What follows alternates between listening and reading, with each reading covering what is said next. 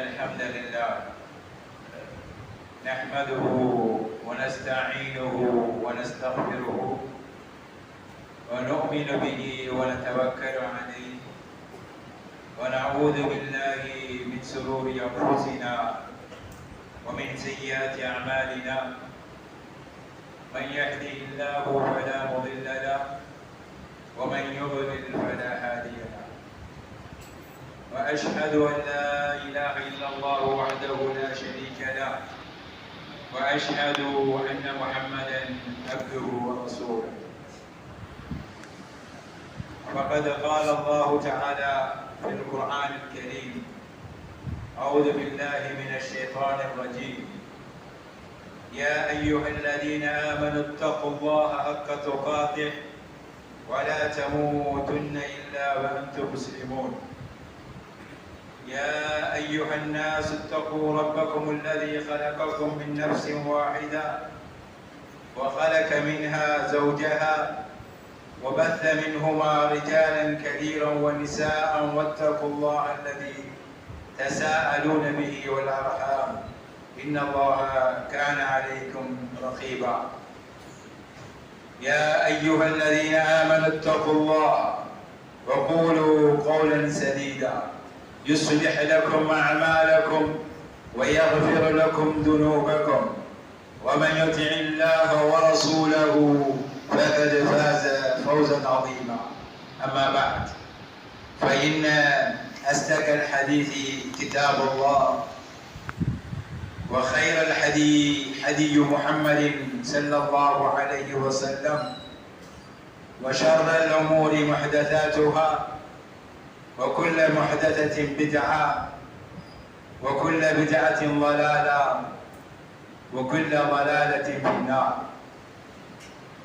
எல்லாம் வல்ல அல்லாஹ்வுடைய நல்லடியார்களே, இஸ்லாமிய சகோதரர்களே, அல்லாஹ்வுடைய இந்த மாளிகையில் அவருடைய கட்டளைகளுக்கு கட்டுப்பட்டு நாம் எல்லாம் இந்த ஜும்மாவிற்காக வேண்டி ஒன்று கூடியிருக்கின்றோம். இந்த தருணத்திலே இந்த உரை நிகழ்த்துகின்ற எனக்கும் செவிமடுக்கின்ற உங்களுக்கும் இந்த உபதேசம் பயன் தர வேண்டும் என்றால் நாம் எல்லோரும் தக்குவாவோடு இருந்து இந்த உரையை உள்வாங்க வேண்டும்.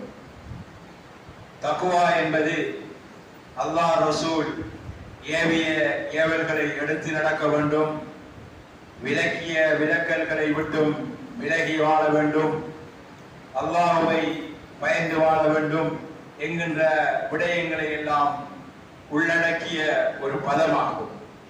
அந்த அடிப்படையில் நாளை மறுமையில் நரகத்தை பயந்து சுவர்க்கத்தை ஆதரவு கொண்டு அல்லாஹ்வுக்காக வாழும் வாய்ப்பையும் பாக்கியத்தையும் அல்லாஹ் தர வேண்டும் என்கின்ற அந்த எதிர்பார்ப்புகளோடு இருந்து இந்த வாழ்வை அமைத்துக் கொள்வது தக்குவாவாகும்.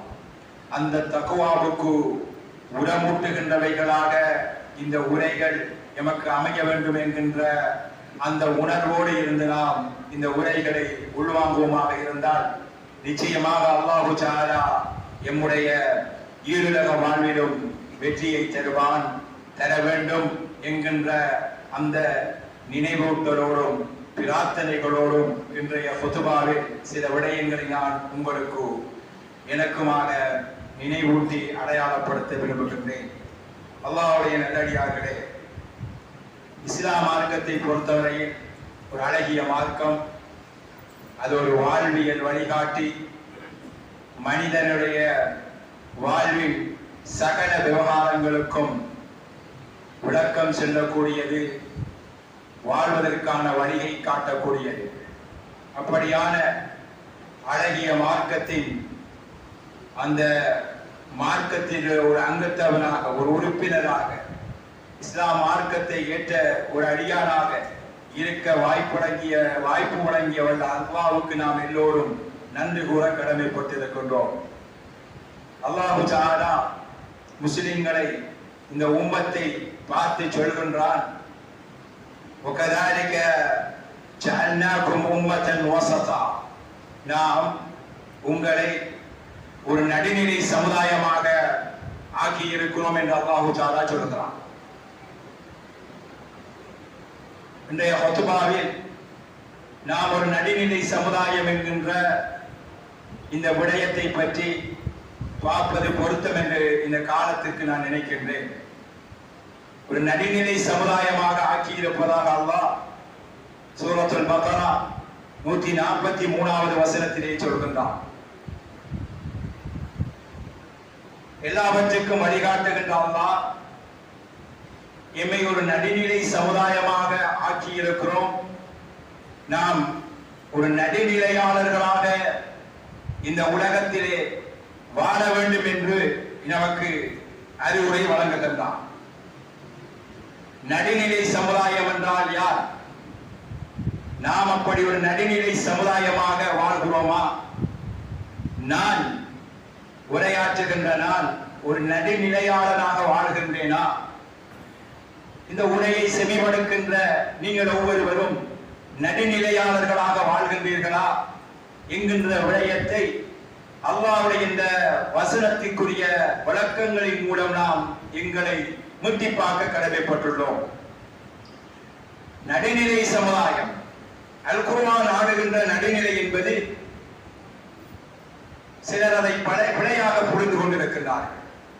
அந்த அடிப்படையில் அதை சரியாக புரிந்து கொள்ள வேண்டிய கடமை நமக்கு இருக்கிறது. நான் ஆரம்பத்திலே ஓதி காட்டிய வசனத்திலே யா அய்யுஹல்லதீன ஆமனு தக்குல்லாஹ ஹக்க துகாத்திஹ் என்று அல்லாஹ் சொல்கிறான். ஈமான் கொண்டவர்களே, அல்லாஹ்வை நீங்கள் தக்வா கொள்ளுங்கள் என்று சொல்லிவிட்டு ஹக்க துகாத்திஹ், எப்படி தக்வா கொள்ள வேண்டுமோ அப்படி தக்வா கொள்ளுங்கள் என்று சொல்கிறான். தக்வா என்றால் என்ன என்று அல்லாஹ்வும் ரசூலும் சொல்லித் தந்திருக்கிறார்களோ அந்த முறையில் நீங்கள் தக்வா கொள்ளுங்கள் என்று அல்லாஹ் சொல்கிறான். அந்த அடிப்படையில் ஒரு வசனத்தை, ஒரு விளக்கத்தை அல்லாஹ் சொல்லி அதன் அடிப்படையில் நடவுங்கள் என்று சொன்னால் அந்த வசனத்துக்கு அல்லாஹ் ஏனைய வசனங்களின் மூலமாகவும் அவனுடைய தூதருடைய ஏனைய வழிமுறைகள் மூலமாகவும் என்ன விளக்கத்தை சொல்லி இருக்கிறானோ அந்த விளக்கத்தின் அடிப்படையில் வாழ்பவர்கள் தான் மூமின்கள், முத்தகீன்கள். அந்த அடிப்படையில் இந்த தலைப்பையும் நாம் நடுநிலையோடு நின்று அல் குர்ஆன் சுன்னாவின் கண்ணோட்டத்தில் சரியாக பார்க்க கடமைப்பட்டுள்ளோம். தக்வா என்றால் தக்வாவை பற்றி அல்லாஹ் எப்படி சொன்னாரோ அதே போன்றுதான் நடுநிலை என்பதும். நடுநிலை என்பது ஒரு காரியத்தை எப்படி செய்ய வேண்டுமோ அப்படி செய்கின்ற, எப்படி செய்ய வேண்டும் என்று அல் குர்ஆனும் சுன்னாவும் நமக்கு சொல்லித் தந்திருக்கிறதோ அதை அப்படி செய்கின்ற அந்த தன்மைக்குத்தான் நடுநிலை என்று சொல்வதாகும். ஒன்றுடைய அளவு கூடாமலும் குறையாமலும் உரிய அளவிலே அதனை பார்த்து சரியாக செய்வது.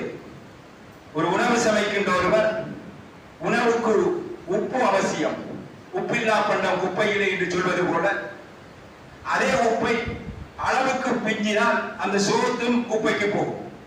எப்படி உப்பில்லா பண்டம் நம் நாவுக்கு ருசியை தராதோ அதே போன்று அந்த உப்பு அளவுக்கு மிஞ்சினால் அது நஞ்சாக அல்லது நாம் உண்ண முடியாத ஒன்றாக மாறிவிடும்.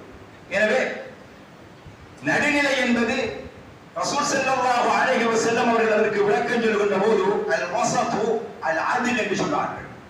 நீதியாக நடந்து கொள்வது. நீதியாக நடந்துவது என்றால் இரண்டு பாத்தில்களுக்கு இடையில் நடுநிலையாக நடந்து கொள்வது.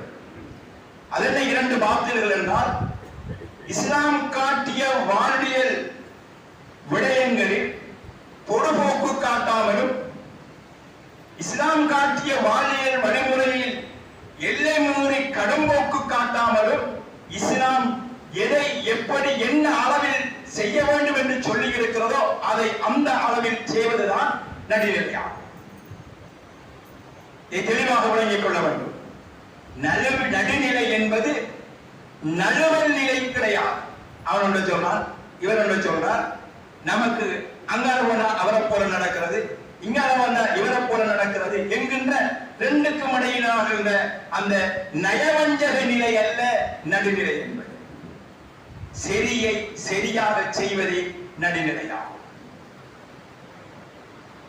எதையும் எல்லை மீறி போக விடாமல், அதாவது சொல்வார்கள் பைனல் இஃப்ராத் வத்தப்ரீத் ஒன்றிலே நபி அவர்கள் காட்டி தந்த எல்லையை தாண்டி போகாமலும் அதை தாண்டி கீழே வராமலும் பாதுகாத்துக் கொள்கின்ற ஒரு நிலைதான் நடுநிலையாகும்.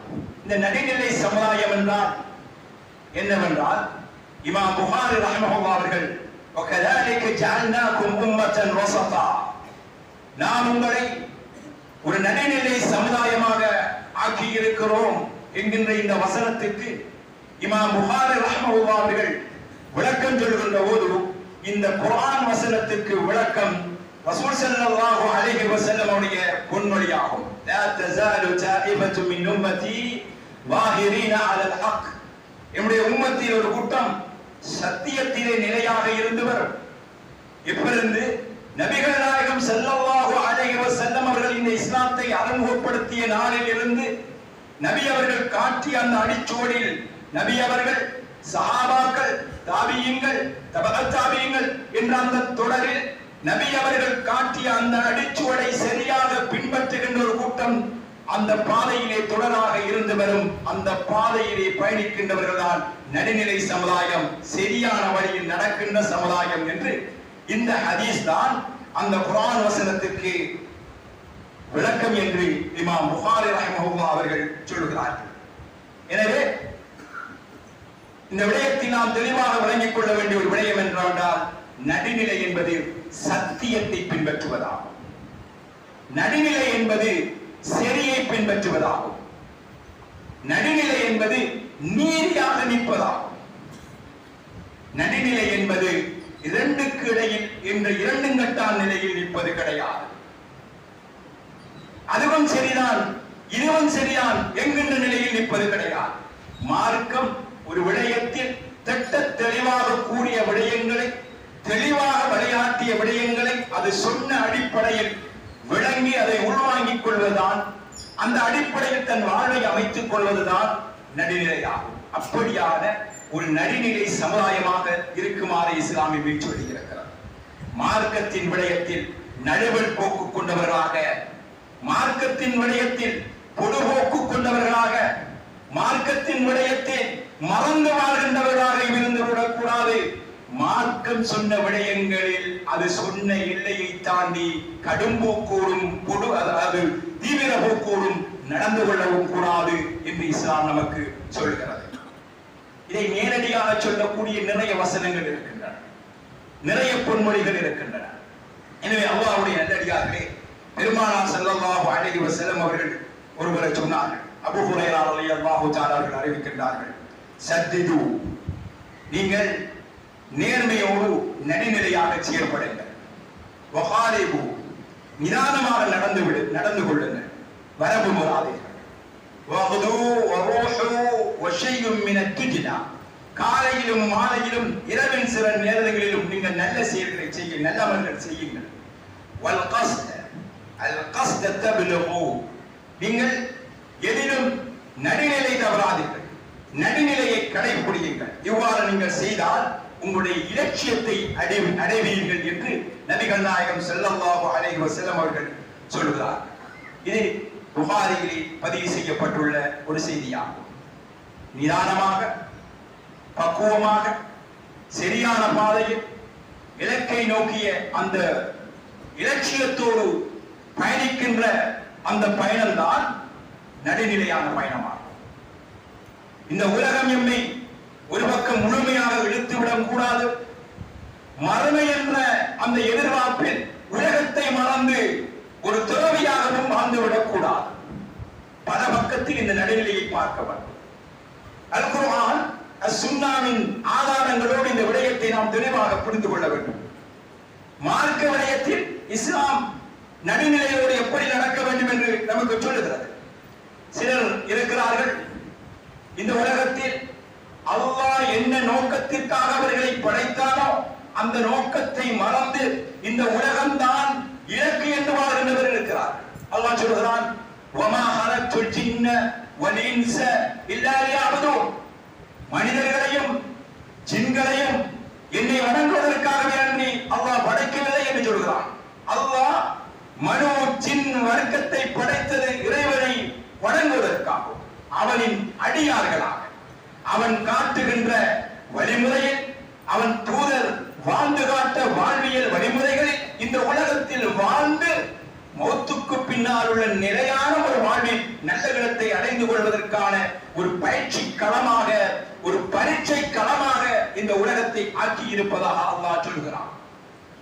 இந்த நிலையை மறந்து தான் தோண்டித்தனமாக தன்னிஷ்ட பிரகாரம் வாழ்கின்ற நிறைய பேர் இருக்கிறார்கள். இவர்கள் இஸ்லாத்தினுடைய அந்த அடிப்படையிலிருந்து விலகி போனவர்களாகும். இப்படி ஒரு கூட்டம் வாழ்கிறார்கள். இன்னொரு கூட்டம் இருக்கிறார்கள், வணக்க விடயங்களில் அல்லாஹ் படைத்த நோக்கத்தை ஓரளவு விளங்கி இருந்தாலும் அந்த உலகத்தில் வாழ்கின்ற போதோ அல்லாஹ்வை வணங்கினாலும் இந்த உலகத்தை நாடுமாக கொண்டே இந்த உலகத்தில் உள்ள நல்லவைகளை அடைந்து கொள்கின்ற நோக்கத்தோடே வணங்குகின்றவர்கள் இருப்பார்கள்.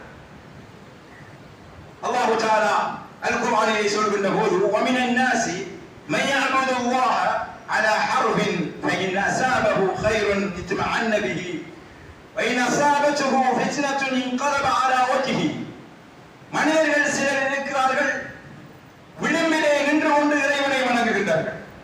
சும்மா கரையை ஒட்டி நிற்கிறார்கள். அவங்களுக்கு ஏதாவது நல்லது நடந்தால் அவங்க நின்று பிடிப்பாங்க.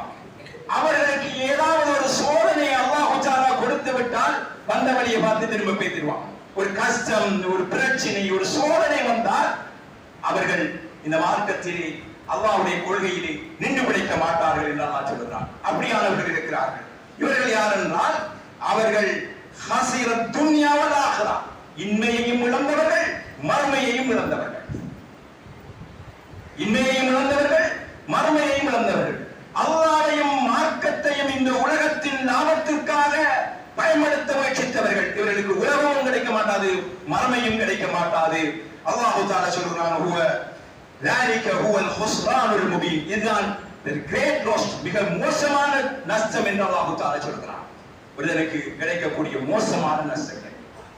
சிலர் இருக்கிறார்கள் அரபி மார்க்கத்தை விட்டு போனவர்கள், சிலர் மார்க்கத்தில் பட்டும் படாமலும் இந்த உலகத்திலே ஜாலியா வாழ்வதற்காக பயன்படுத்திக் கொள்கின்றவர்கள். இன்னும் சிலர் இருக்கிறார்கள் மார்க்கம் மார்க்கம் என்றும் முழுக்க மார்க்கத்திலே கிடந்து இந்த உலகத்தை மறந்தவர்கள் இருக்கிறார்கள். சலா பள்ளிவாசல் என்றும் மார்க்கம் என்றும் மனைவி மக்களை மறந்து அல்லது தாவா பணி என்று அல்லது ஏனைய இஸ்லாமிய பிரச்சார பணி என்று தொழில்களிலே ஈடுபடாமல் இருக்கக்கூடிய ஒரு சிலரும் இருக்கிறார்கள். அல்லாஹ் மீதான நம்பிக்கை இந்த உலகத்திலுமே வாழ வைக்கும் என்கின்ற அல்லாஹ் தஆலா தவக்குலுக்கு சொன்ன விளக்கங்களை சரியாமல் புரிந்து கொள்ளாமல் தான் தவக்குல் வைப்பதாக வைத்துக் கொண்டு இந்த உலகத்தில் வாழ்கின்ற, முற்றிலும் அல்லாஹ் என்கின்ற கோலத்தில் இந்த உலகத்தில் எந்த தேடலும் இல்லாமல் வாழ்கின்ற சோம்பரிகளும் சிலர் இருக்கிறார்கள். இதையும் இஸ்லாம் அங்கீகரிக்கவில்லை.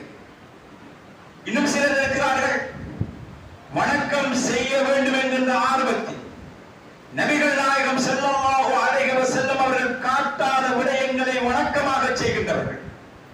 அவருடைய எண்ணம் எல்லாம் நிறைய நன்மை செய்ய வேண்டும் என்பதுதான். இவர்களும் நடுநிலை தவறுகிறார். அல் குர்ஆனிலே சொல்லப்பட்டிருக்கிறதோ அதுதான் வணக்கம். அல்லாஹ்வுடைய தூதர் ஸல்லல்லாஹு அலைஹி வஸல்லம் அவர்கள் எதை செய்து காட்டி இருக்கிறார்களோ அதுதான் வணக்கம். அந்த விடயத்தை மீறி அதிகம் நன்மை செய்ய வேண்டும் என்ற ஆர்வத்தில் நன்மை செய்கின்றவர்கள், மார்க்கத்தில் காட்டாத விடயங்களை இபாதத்தின் பேரால் உருவாக்குகின்ற விதேயவாதிகள், இவர்களும் மார்க்க விடயத்தில் வரம்பு மீறியவர்களாகும். இவர்களும் நடுநிலை தவறியவர்களாகும். இவர்களும் மார்க்கம் சொன்ன அந்த நீதி நியாயமான வாழ்வை விட்டும் விலகியவர்களாகும். எனவே நடுநிலை என்பது சத்தியத்தில் நிலைத்து நிற்பதாகும். இன்று சமுதாயத்தில் இப்ப இரண்டு தரப்பும் இருக்கிறது. முற்றாக மார்க்கத்தை ஒதுக்கியவர்கள், ஒதுங்கி வாழ்கின்றவர்கள் இருக்கிறார்கள்.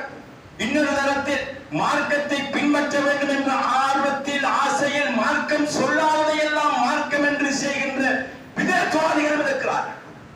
இந்த இரண்டு தரப்பில் எந்த தரப்பிலும் ஒரு மூமின் இருக்க முடியாது. பொதுவாதியாக இருக்க முடியாது. மார்க்கம் சொல்லாததை எல்லாம் செய்து நன்மை அடைந்து கொள்கின்ற அந்த தீவிரவாதியாகவும் அல்லது மார்க்கத்தின் பேரால் அக்கறை கொண்டவர் என்ற பெயரில் மார்க்கத்தின் வரம்புகளை மீறி போகின்ற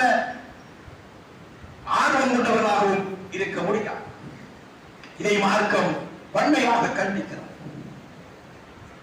நிதான போக்கிலே இஸ்லாம் இந்த உலகத்திற்கேற்ற மார்க்கம். இஸ்லாம் இந்த உலகத்தின் இயல்புகள், இந்த உலகத்தில் வாழ்கின்ற மக்கள்கள், இந்த உலகத்தின் சூழல்கள் எல்லாவற்றையும் புரிந்த ரப்புல் ஆலமீனால் மக்களுக்கு கொடுக்கப்பட்ட மார்க்கம். பல்லின சமூகம், பல்மொழி சமூகம், விதமான மக்கள் வாழ்கின்ற சூழலில் இந்த இஸ்லாம் எப்படி வாழ வேண்டும் என்று மிக தெளிவான வழிகாட்டுதல்களை வழங்கி இருக்கிறது. அந்த வழிகாட்டுதல்களை அல் குர்ஆனும் அஸ்-சுன்னாவும் சொல்கின்ற வழியில் வாழ்கின்ற போதுதான் நிதானமான வாழ்வு கிடைக்கும், சரியான வாழ்வு கிடைக்கும், சத்தியத்தின் வாழ்வு கிடைக்கும். இதை ஒருவர் பொதுபோக்காகவும் பின்பற்றக்கூடாது, கடும்போக்காகவும் பின்பற்றக்கூடாது. மார்க்க விடயத்தில் நடுநிலையாளர்களாக நாம் இப்போது நிற்க வேண்டும். இதற்கு பல விடயங்களை சொல்லலாம். இந்த மார்க்க விடயத்தில் பொதுபோக்கோடு இருக்கின்றவர்களும் அழிந்து நாளை மறுமையிலே அல்லாஹ்விடத்திலே கை செய்யப்படுவார்கள். மார்க்க விடயத்தில் கடும்போக்கோடு நடந்து மார்க்கம் சொல்கின்ற எல்லையை மீறி போகின்றவர்களும் நாளை மறுமையிலே அல்லாஹ்வுடைய சாபத்திற்கும் சோதனைக்கும் உள்ளாவார்கள். நபிகள் நாயகம் ஸல்லல்லாஹு அலைஹி வஸல்லம் அவர்கள் சொன்னார்கள், இய்யாக்கும் வல் உலூவ, மார்க்கத்தில் வரம்பு மீறி போவதை நான் உங்களுக்கு எச்சரிக்கை செய்கிறேன். மார்க்க விடயங்களில் வரம்பு தாண்டி போகின்ற விடயத்தை நான் உங்களுக்கு எச்சரிக்கை செய்கிறேன். இய்யாக்கும் வல் உலூவ ஃபித்தீனி ஃபஇன்னமா ஹலக மன் கான கப்லகும் பில் உலூவ ஃபித்தீன். உங்களுக்கு முன்னர் இருந்தவரெல்லாம் அழிந்து போனதெல்லாம் அவர்கள் மார்க்க விடயத்தில் மிதமிஞ்சிய தன்மையாக நடந்து கொண்டதே என்று நபிகள் நாயகம் ஸல்லல்லாஹு அலைஹி வஸல்லம் அவர்கள் சொன்னார்கள்.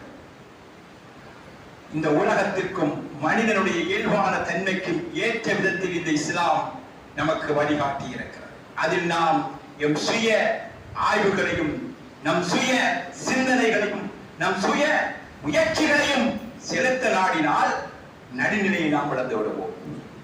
இப்படித்தான் நிறைய விடயத்திலே இருக்கிறது. நிறைய பேர் நாம் நடுநிலையை இழந்து தவிர்க்கிறோம், நடுநிலையை இழந்து மாறுகிறோம். இஸ்லாம் ஒவ்வொன்றிலும் ஒரு சஹாபாக்களை, ஒரு தனி மனிதர்கள் எப்படி நாம் நடக்க வேண்டும் என்று இஸ்லாம் சொல்கிறது. நபியை பொறுத்தவரையில் உதாரணத்துக்கு சொன்னால், நபியை பொறுத்தவரையில் நபியை பற்றி அல்லாஹ் தஆலா சொல்கின்ற போது சொல்கிறான், குல் இன்னமா அன பஷரும் மித்லுக்கும், நபியே நீங்கள் சொல்லுங்கள் நான் உங்களை போன்ற மனிதர்தான் என்று சொல்லுங்கள். நான் மனுஷன்தான், ஆனால் உங்களுக்கும் எனக்கும் உள்ள வித்தியாசம் என்னவென்றால், இன்னமா அன பஷரும் மித்லுக்கும் யூஹா இலைய, எனக்கு வகி அறிவிக்கப்படுது, உங்களுக்கு வகி அறிவிக்கப்படாது. ஆனால் நான் உங்களை போன்ற மனிதன் தான். அன்னமா இலாஹுக்கும் இலாஹும் வாஹிதுன், இலாஹ் நம் அனைவருடைய இலாஹ் ஒருவன் தான். யார்? அல்லாஹ் தான். எனவே அல்லாஹ் தஆலா முஹம்மது நபி ஸல்லல்லாஹு அலைஹி வஸல்லம் அவர்களை இந்த உம்மத்தின் மனித சமுதாயத்தின் சிறந்த ஒருவராக, சிறந்த ஒரு தூதுவராக அறிமுகப்படுத்துகின்ற அந்த அல்லாஹ், உலகத்தில் அனைத்து பண்பாடுகளும் நிறைந்தவர் என்று அறிமுகப்படுத்துகின்ற அந்த அல்லாஹ், அந்த நபியை அறிமுகப்படுத்துகின்ற போது சொல்கிறான், நான் உங்களை போல மனுஷன் தான். இந்த விஷயத்தில் எல்லை மீறினார்கள்,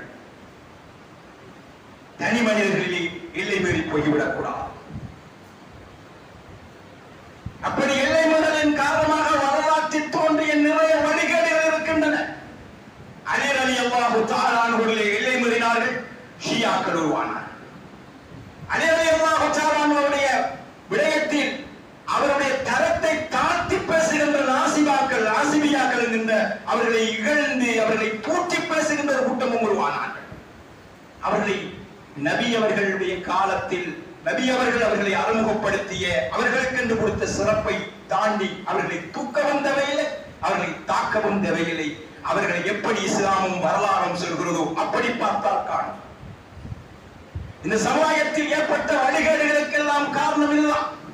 ஒன்று வரம்பு மீறி தூற்றுவது அல்லது வரம்பு மீறி போற்றுவது, தனி மனிதர்கள் எல்லாம் கடவுளாக மாறுவது, இஸ்லாம் வணக்கமில்லை என்று சொன்னதெல்லாம் வணக்கமாக மாறியது. இந்த நடுநிலையை இழந்த தன்மைதான். எனவே அல்லாஹ்வுடைய நல்லடியார்களே, ரசூல் ஸல்லல்லாஹு அலைஹி வஸல்லம் அவர்கள் கடுமையாக எச்சரிக்கை செய்திருக்கிறார்கள். ஹலக்கல் முத்தவத்தியோன், கடும்போக்காளர்கள், வரம்பு மீறியவர்கள் அழிந்து போவார்கள், நாசமா போவார்கள் என்கின்ற அடிப்படையில் நபிகள் நாயகம் ஸல்லல்லாஹு அலைஹி வஸல்லம் சொன்னார்கள், இஸ்லாத்தை இஸ்லாம் காட்டிய எல்லைக்குள் என்று நாம் பின்பற்றுவோம். அதுவே சத்தியம். அதை நாம் எல்லைமிடவிடக்கூடாது. குர்ஆன் சுன்னா எதை சொல்லுகிறதோ சொன்ன எல்லைக்குள் என்று நாம் பின்பற்ற வேண்டும். சிலர் இஸ்லாத்தை பின்பற்றுகின்ற விடயத்தில் சுன்னாவை மறந்து பித்ஆக்களை செய்து கொண்டிருக்கிறார்கள். இன்னொரு தரத்தில் இவைகள் பித்ஆவை பின்பற்ற கூடாது என்று சொல்லி தாவா செய்த எமக்குள் கூட சுன்னா பித்ஆ எல்லாவற்றையெல்லாம் பித்ஆ என்று வழக்கம் கூட உருவாகி இருக்கிறது. அதிலும் நாம் சிலர் வளமை பெறுகிறோம். எது விதத்தில் இல்லையோ அதை விதத்தில் என்கின்ற ஒரு தன்மை நம்மிடத்திலும் சிலர் இடத்தில் இருக்கிறது. நிறைய படிக்க வேண்டும். உதாரணமாக குர்ஆனில் சுன்னாவில் 5 நிலை தொழுகைக்கு பின்னால் கூட்டுதுவா ஓதுவதற்கு ஆதாரம் கிடையாது. இது பித்ஆத் என்று நாம் சொல்கின்றோம். அதற்காக ஒரு மனிதர் துவாவே ஓதுவதில்லை, அது கூடாது என்று யாரும் சொல்வது கிடையாது. ஒவ்வொருவரும் அவருடைய தேவைகளை துவா ஓத வேண்டும் என்று நாம் சொல்கிறோம். அதுவும் இல்லை இதுவும் இல்லை என்று சொல்கின்ற மார்க்கம் கிடையாது. இருக்கிறன்னு சொல்றோம். சுபஹுக்கு பின்னால் குனூத் ஓதுவது சுன்னத்தா இல்லையா என்கின்ற விடயம் இருக்கிறது. அதற்கு ஆதாரபூர்வமான ஹதீஸ் இல்லை, ஓத தேவையில்லை என்று அறிஞர்கள் சொல்லுகிறார். ஆனால் குனூத்துடைய சுபஹு இல்லை என்பதற்காக குனூத்து நாஸிலா, அதாவது நெருக்கடிகள், துன்பங்கள், தொல்லைகள் வருகின்ற போது ஓதப்படுகின்ற அந்த குனூத்தும் இல்லை என்று சிலர் இல்லை என்று சொல்லிவிடுகிறார்கள். நிதானம் இழக்கக்கூடாது. ஒன்று இல்லை என்பதற்காக எல்லாவற்றையும் இல்லை என்று இழந்து விடக்கூடாது. சத்தியத்தில் நிலையாக இருக்க வேண்டும். இஸ்லாமிய திருமணத்தில் சீதனம் வாங்குவது ஹராமா? பெண் வீட்டாரில் ஆண் வீட்டார் நிபந்தனை வைத்து வீடு தர வேண்டும், காணி தர வேண்டும், கடை தர வேண்டும், கார் தர வேண்டும் என்று நிபந்தனைகள் போட்டு பெண் வீட்டாரத்திலே சீதனம் என்கின்ற போர்வையில் சீதனமாகவோ கைக்கூலியாகவோ இதையை வாங்கினால் அது இஸ்லாமிய திருமணத்துக்கு எதிரான ஒரு ஹராமான நடவடிக்கையாகும்.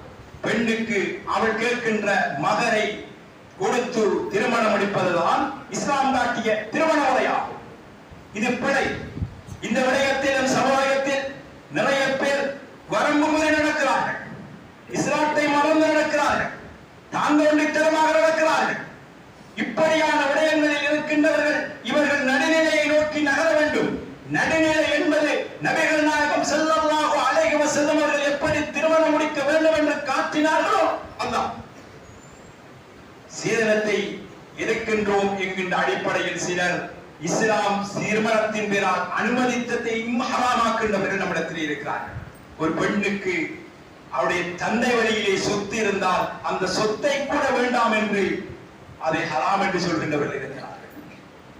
அல்லது அதை நேரடியாக சட்டமாக வாயால் பேசாவிட்டால் நடைமுறையில் அந்த பெண்ணை அவள் உடுத்த துணியோடு வருவதை கூட ஹராமாக பார்ப்பவர்கள், அதன் மார்க்கத்தில் அனுமதி இல்லை என்று பார்க்கின்றவர்கள் இருக்கிறார்கள்.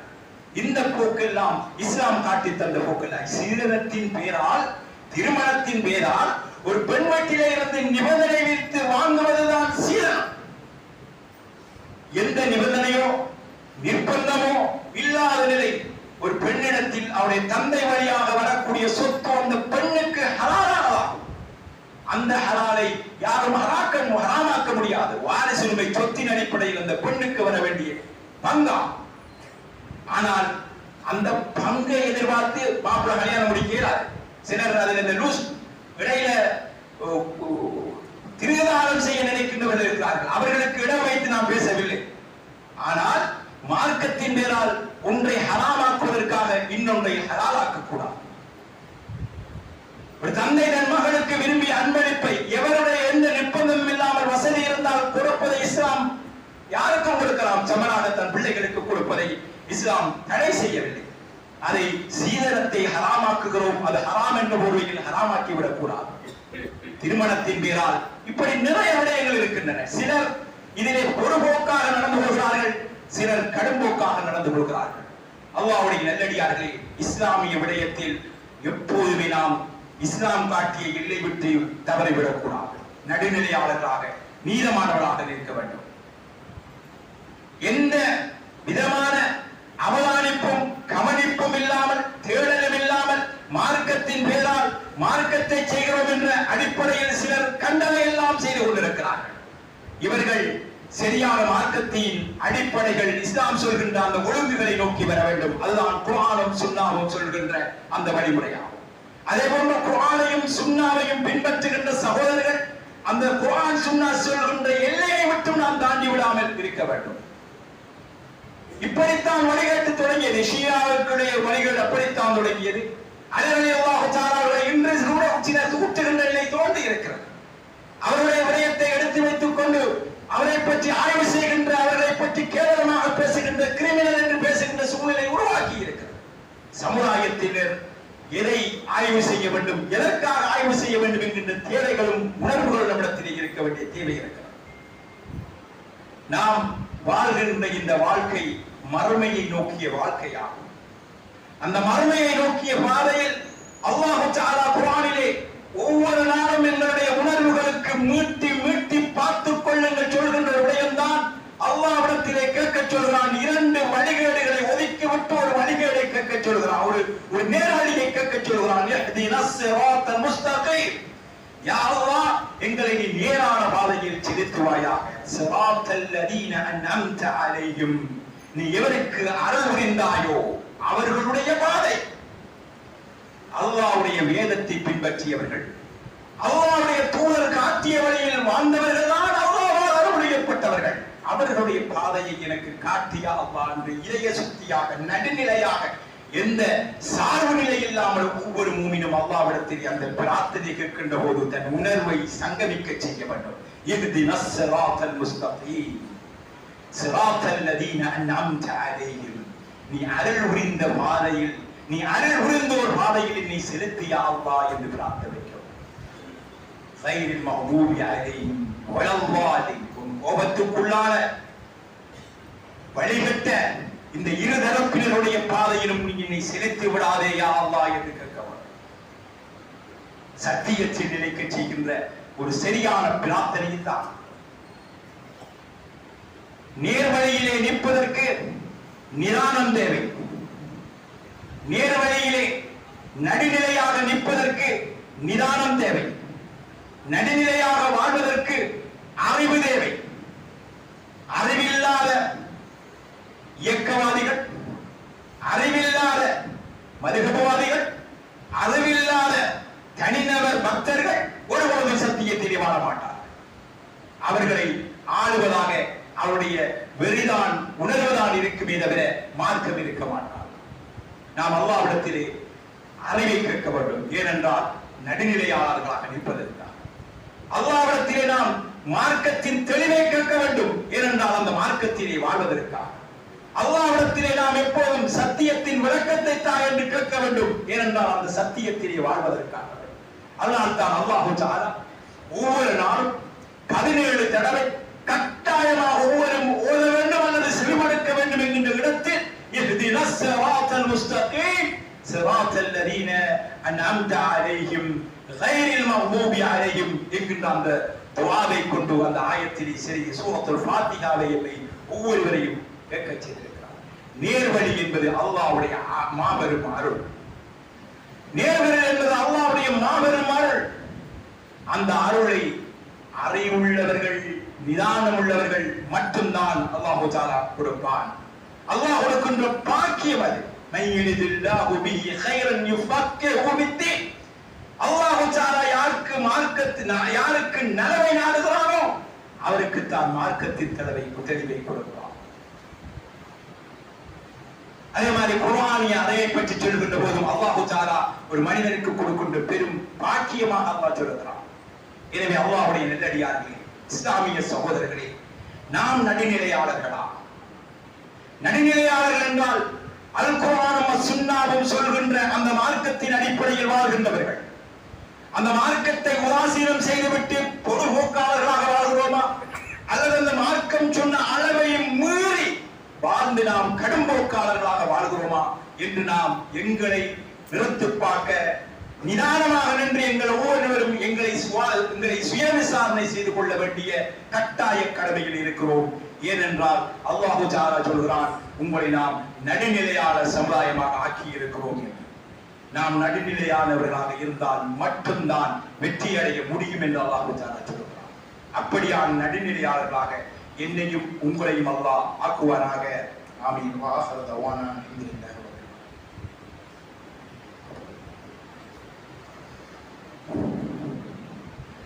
அல்ஹம்துலில்லாஹ் வஸ்ஸலாத்து வஸ்ஸலாமு அலா ரசூலில்லாஹ்.